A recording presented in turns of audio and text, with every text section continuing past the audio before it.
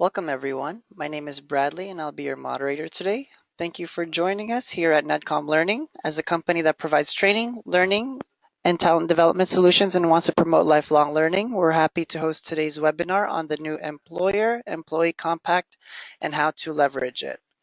And presenting today's topic is Vincent Suppa. Vincent teaches graduate business courses at New York University, is an efficiency hacker, and a certified executive Six Sigma Black Belt. He specializes in working with pre-IPO startups, helping them to position themselves for public offering, acquisition, or merger. He's worked in Asia as an expat, as well as in the US high-tech industry and European telecommunication industry. Self-described as part of Generation Flux, he is the founding president of HR Avant-Garde. We'll just give you a quick overview of the logistics before we get started. To start with, you have the option to adjust the window size to your liking. Simply hit the escape key and find the zoom button on the top left corner of your GoToWebinar viewer. Everyone has been muted except for our presenters. Also, a PDF of today's slides are in the questions pane, and I'll send it out again in a few moments. Please feel free to submit any questions you have for the presenter here in the questions pane, and we'll address them at the end of the session. And also, today's session is being recorded, so you'll get free access to the recording in the next 24 hours. And I'll just take a few moments to show you where you can access that recording. Here on our website, www.netcomlearning.com, on the homepage, if you go click here on the free webinars tab, at the top is all of our upcoming webinars that we have, and they're all complimentary, and you can sign up for as many as you'd like. At the bottom, if you scroll down, it says recently completed webinars. So today's webinar will be right here at the top, and you can access it to view the recording. Just as an FYI, we also offer a host of other business and IT courses and certifications, which you can find in these tabs up here. You'll also find some promotions running on the classes we offer if you click on the promotions tab. And right now we are hosting a PMP certification deal. And NetCom Learning has also introduced a Learning Voucher Pass and Learning Savings Pass for your company to maximize savings. And without further ado, I will be handing it over to Vincent to present today's topic. Vincent, are you there? I am. And thank you, Bradley, so much. And good afternoon, everyone. And we have a lot to cover, so let's get started. The least you need to know about the new Employer-Employee Social Compact. Hopefully, we'll get it all in 18 minutes. Now, here's the least that you need to know. The current compact, or the old compact, is based on a 20th century paradigm based on mutual loyalty. So the new compact that we're about to discuss recognizes the reality that jobs are no longer permanent, while at the same time, we can and should be encouraging permanent alliances. Now, the old 20th century paradigm, the social compact between employee and employer, it was about stability, predictability. If the firm succeeds financially, and if the employee performed well, the job would remain. Careers would progress along an escalator, and there would be predictable advancement as long as the employee followed the rules. And in exchange, the company received loyalty and low turnover. Now, what's changed? In the past 2 decades, we see globalization intersecting in the information age. We have the on-demand economy, which will be a future webinar. But in a previous webinar, we discussed how algorithms and big data were creating a labor-light economy. During the year that Kodak was going bankrupt, the largest photo company in the world was Instagram.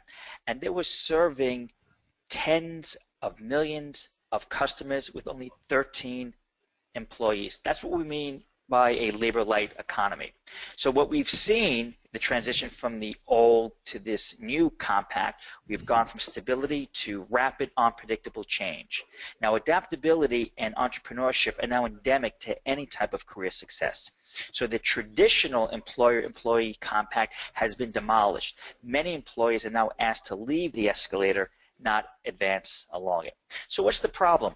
Well, instead of developing a better compact to match reality, companies have adapted by minimizing the existing compact instead of replacing it with something better. Now, what do many firms do?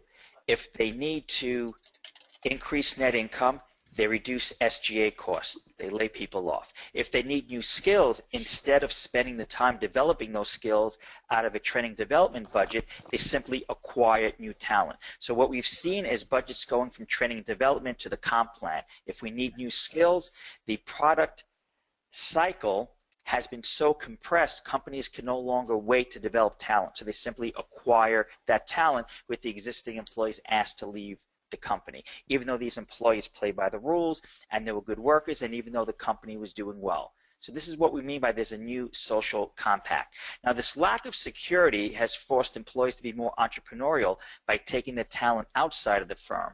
So an employee with a great idea, instead of nurturing it within the firm, they take it out of the firm. The average venture capitalist might receive 5,000 unsolicited business plans a year. Your average CEO receives none from inside the company. If an employee has an idea, they take it outside of the company, and they compete with the company that they used to work for.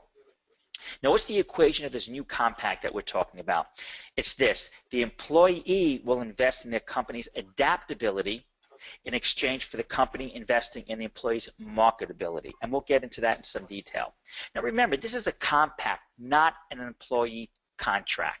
So we're talking about enlisting workers for specific assignments analogous to military tours of duty.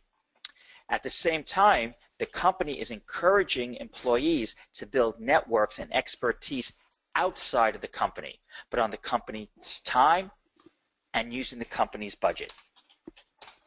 Now consider this new compact. Instead of minimizing the current compact, we are developing a better one, recognizing the reality of the new professional social order.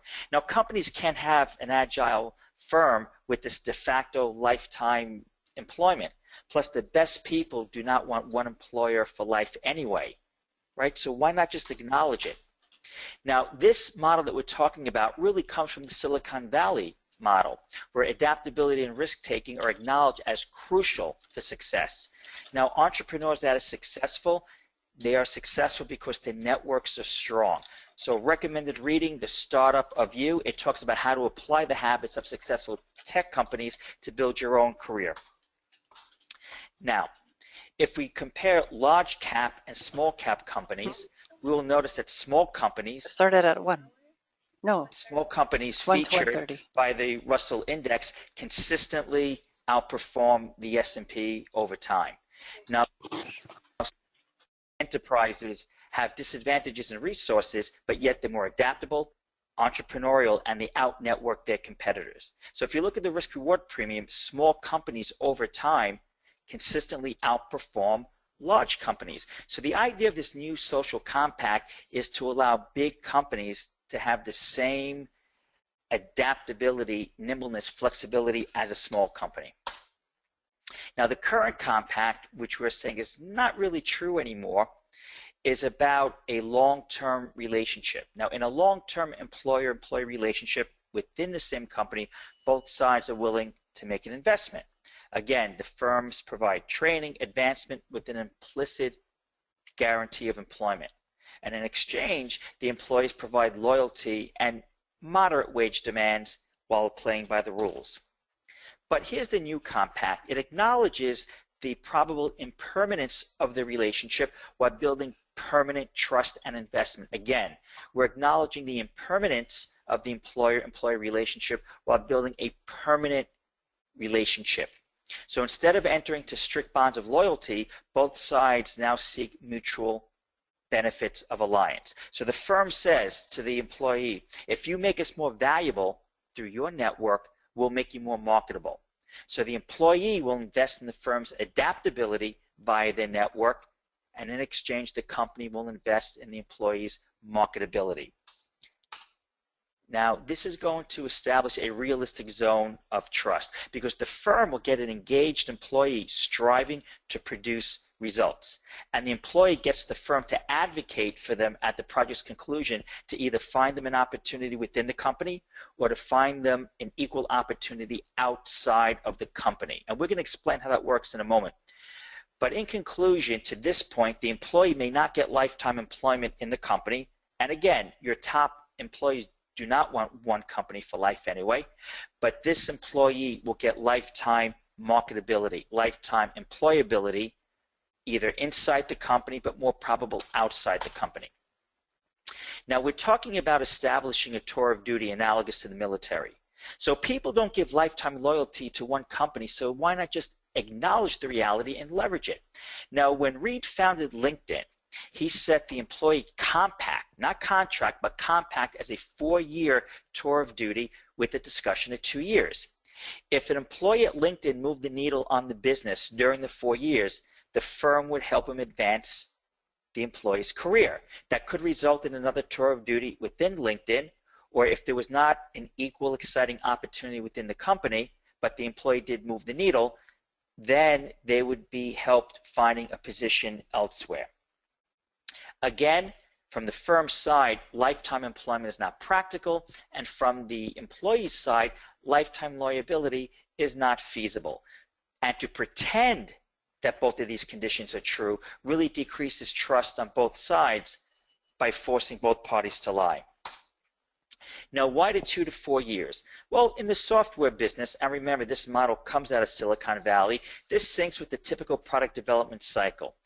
In management consulting companies, we see 2 to 4 year analyst programs, and of course the cycle applies outside of business. Presidential elections, Olympics, even the World Cup. Now, this tour of duty compact is now a recruitment tool for top talent.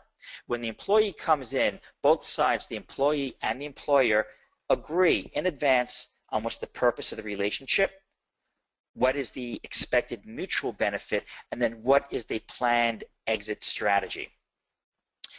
Now, most retention programs for traditional companies have fuzzy goals to retain employees with ambiguous time frames of indefinitely. And that's just not true. We know that's not true, so why pretend? The firm in the past would ask the worker to commit without making a commitment in return. So this tour of duty is seen as a personalized retention plan because it gives the high-performing employee a reason to finish the tour, to finish the project he or she is working on with a clear time frame for discussing the future. Now, how do you construct this tour of duty? You could talk about an employee launching a new product, re-engineering an existing business process, or even introducing a new organizational innovation. So here the employee is drawn to this type of compact because he or she gets a once-in-a-lifetime opportunity to work on a high visible project that will make a great bullet on a resume. So the employee will now have the possibility of a breakout entrepreneurial opportunity. Now, why would the company do this? No matter how many smart people a company has, there's always going to be smarter people outside of the company. So the firm is going to encourage the employee to build his or her network outside of the firm. So the company tells the employee, we will provide you the time to build your network on the company's time, and we will also give you a budget to build your network, to attend events, to take people out to lunch. We will provide that budget. In exchange, we ask you, the employee, to help us leverage your network.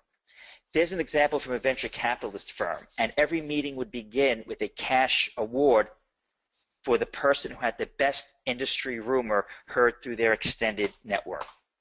Now, who receives what? Imagine the past where people are updating their LinkedIn profile in private. They don't want their boss to see. Under this new compact, the company is making sure that the staff updates their LinkedIn profile on the company time. So we see trust developing. The firms trust the employees by giving them the resources to build their networks. Now, how do we know that this works? Well, in the 1970s in Boston, the Route 128 corridor had the top 10 high-tech firms in the world. But in Massachusetts, they strictly enforced non-compete agreements, non-disclosure agreements. This made sure it was very difficult for people to leave one high-tech company in Massachusetts and join another. Now, California does not enforce as rigorously these non-compete clauses. So in California, it was always much easier for an employee to leave one high-tech company and go to another. But what happens when a person leaves one company, goes to another, they now build a network between those two companies. And that's one of the reasons why today you don't see top high-tech companies in Boston anymore, but you see them in Silicon Valley. It is related to the idea of how Massachusetts law made it difficult for companies to jump from one company to another. So let's look at the example of Netflix and Amazon. Both stream movies. Both are competitors to stream movies. But Netflix streams its videos on Amazon's cloud platform, even though Amazon's instant video is a direct competitor. Why? Well, Amazon and Netflix agreed that they're competing on content. They're not competing on who has the best broadband. And so when we have someone leaving Amazon and working for Netflix, they bring that network with them. So what we have here is your career based on the book, The Startup of You. Your career is based on your individual capabilities and then your network's ability to magnify your capability. So I want us to think of I raised to the exponential power of we.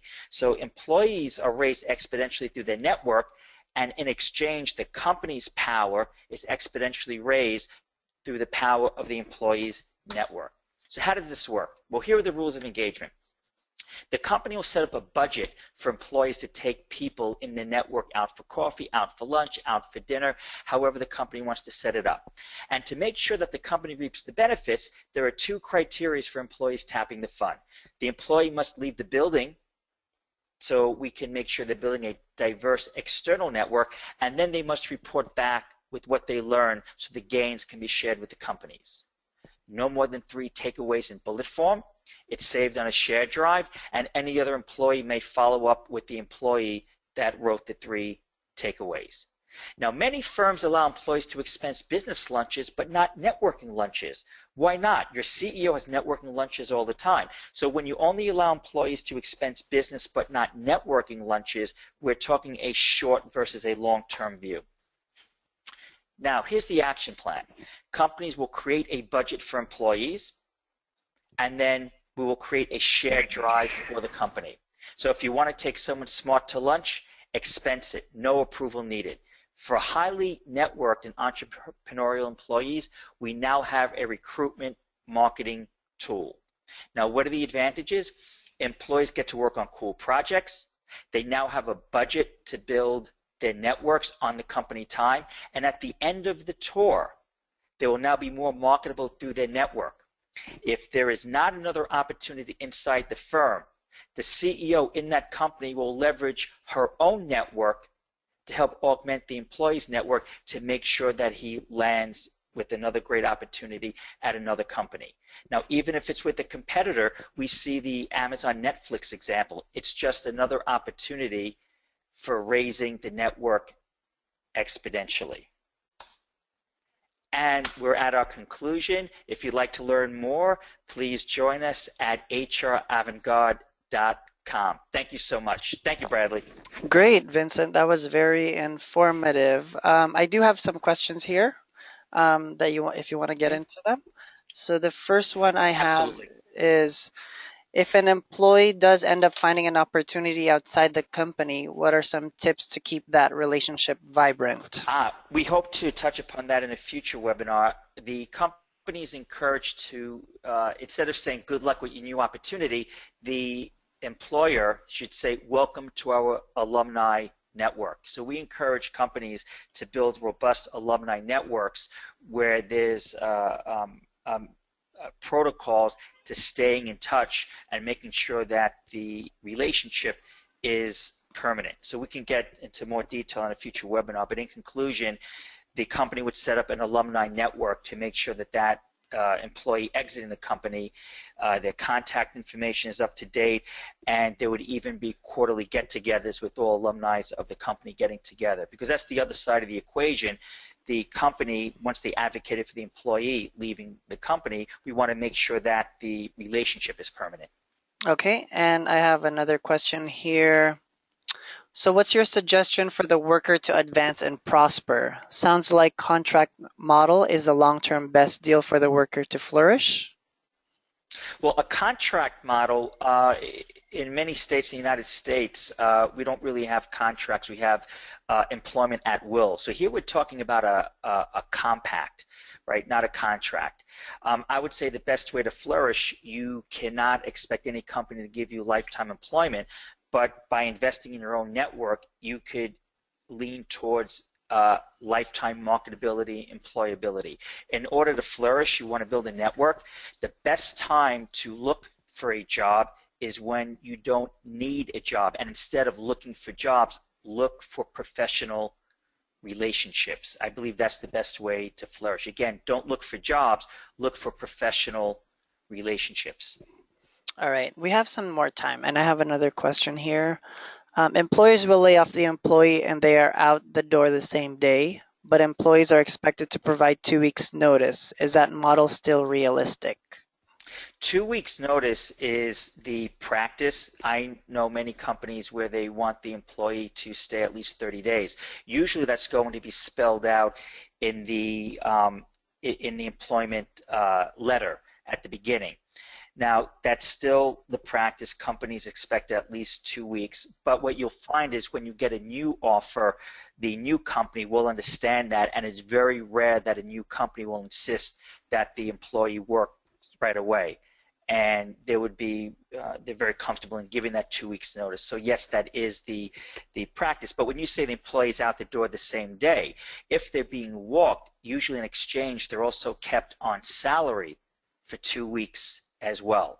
So in that sense, there is some equilibrium. So yes, the employee may be asked to leave that day, but more often than not, they're kept on payroll. They're given at least 2 weeks severance pay in exchange for that 2 week notice on the other end. Got it. And finally, if I want to initiate this program with my company, how do I approach the conversation with my boss? Sure. This new social compact would not be for every employee all at once if you're just trying to roll it out. This would be used for the employees that are in the most demand. You know, for example, if a company is struggling hiring data scientists or engineers, you might roll this tour of duty concept out to 2, 3, 4, 5% of the employee population. What I find is that other employees will actually want to be a part of it. Because if you look at the recruitment tool, any employee that's part of this tour of duty, they get a budget to take people out. They get the company to advocate for them if they need to find an opportunity outside of the company.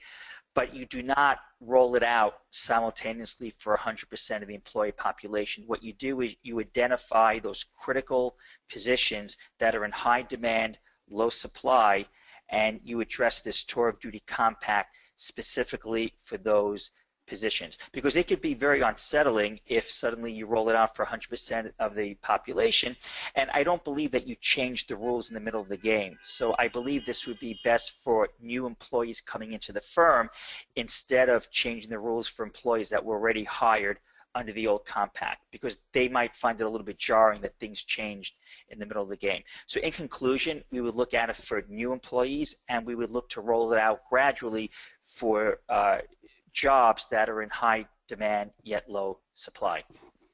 Great, great. Thanks again, Vincent, for presenting today's webinar. It was very informative. And thank you, everyone, for joining us here at NetCom Learning. Vincent, any last words before we end the webinar today? No, I just hope you join me for future webinars. We will continue broaching continue the discussion on the future of the workforce. Thank you, Bradley. All right, thank you. And if you guys think of any other questions, today or later on, you guys are more than welcome to email us at webinar@netcomlearning.com, and we'll pass them over to Vincent, and we will get back to you. Thank Other you, Bradley. than that, have a good day, everybody. Thank Bye. you, everyone.